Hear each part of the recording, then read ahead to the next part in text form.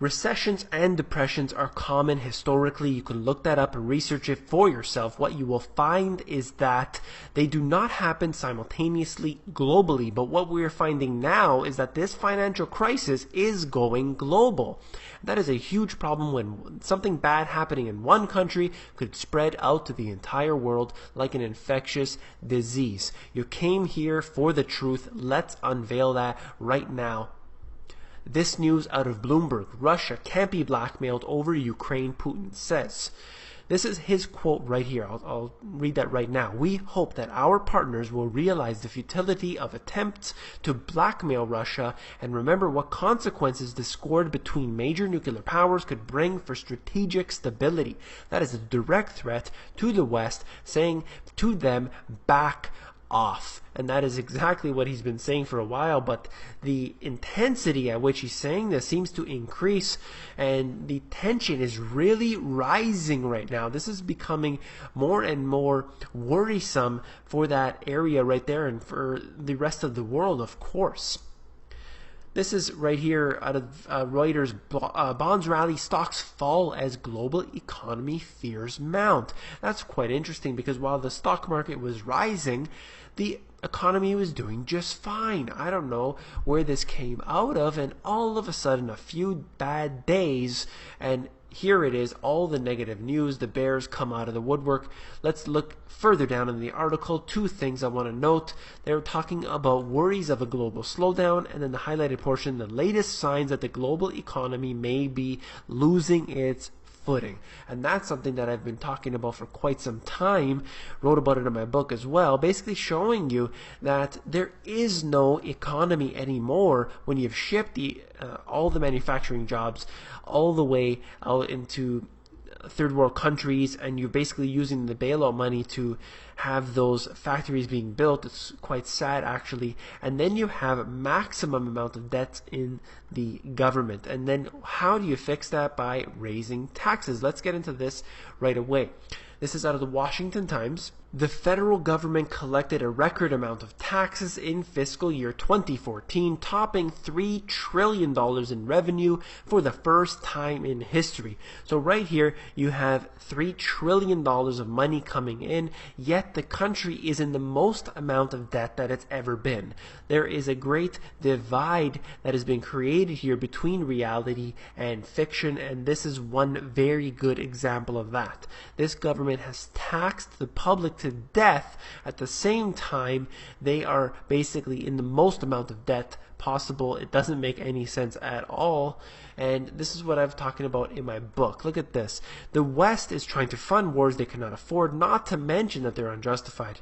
Tax dollars pay for these battles, and people will continue to pay for them for as far as the eye can see. They're using tax dollars, those $3 trillion in revenue. Part of that, a large percentage of that, in fact, goes to kill people all across the world. Who knows what else is being used for? We've seen all the sick things that have been done, and that's the kind of thing I'm trying to warn about there. Look at this, how it's gone global. This is the Canadian Stock Exchange, TSX, falling below 14,000, and you could see how many months, basically the entire year, erasing the gains in only a short period of time. So that's something to look at, that it isn't just the US stock market, right? It's also in Canada as well. And what about China? Right here out of Bloomberg, China easing home loans. And basically what they said was this: China is lowering the down payment requirements and discounting mortgages as declining housing sales put a drag on the economy.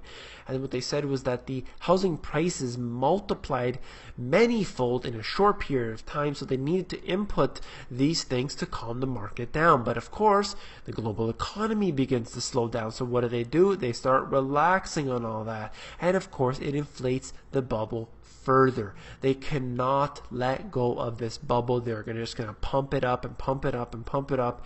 And there are going to be holes appearing all sorts in this bubble, and they're just going to sit there and patch them up instead of letting that bubble burst and fixing it from the ground up. That is never going to happen. And this, of course, just more news. This is out of the AP. Greece returns to the market spotlight with a nosedive. And then the first paragraph says basically concerns over the stability of the government and its bailout program triggered a massive sell-off in stocks and bonds. You cannot gain stability by allowing the IMF and the whole Troika, the EU, and all of them basically making the decisions by unelected technocrats to make this decision. You can't bring stability to that nation. It is impossible to do so using these methods. You need to fix the real problem. And number one is getting the IMF out of there. They're doing nothing but hurting that economy. I got over it a million times, how they sell the assets of that nation. Here it is, once again. They are saying that there's concern here, but the real concern is what's going on behind the shadow banking is the problem.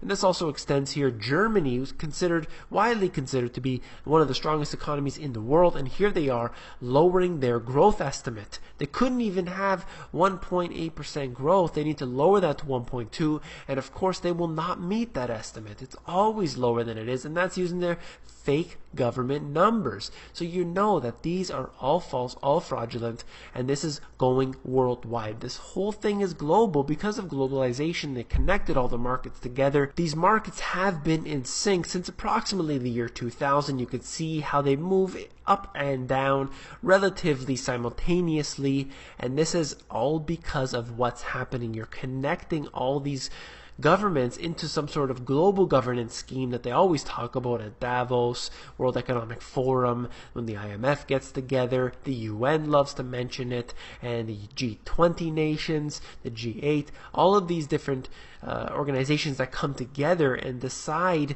that they are going to do things together as one, as a unit, as a union, and this is what happens. These are the results. You have massive debt appearing all over the world. Unemployment is ravaging the public.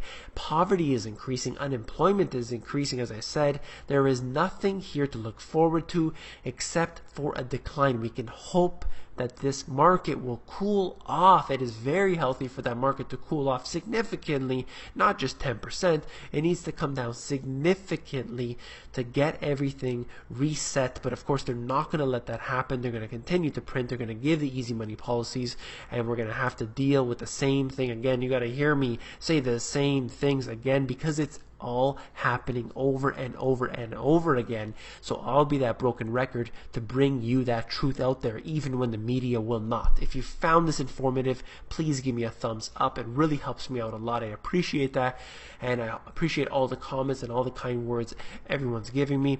And do not forget to be an insider. It's where I give out all my best intel for free, and that is available at themoneygps.com. It's under construction right now. Just bear with me. And you scroll down to the bottom, fill in your email address, and you get occasional emails from me with good, short, concise info.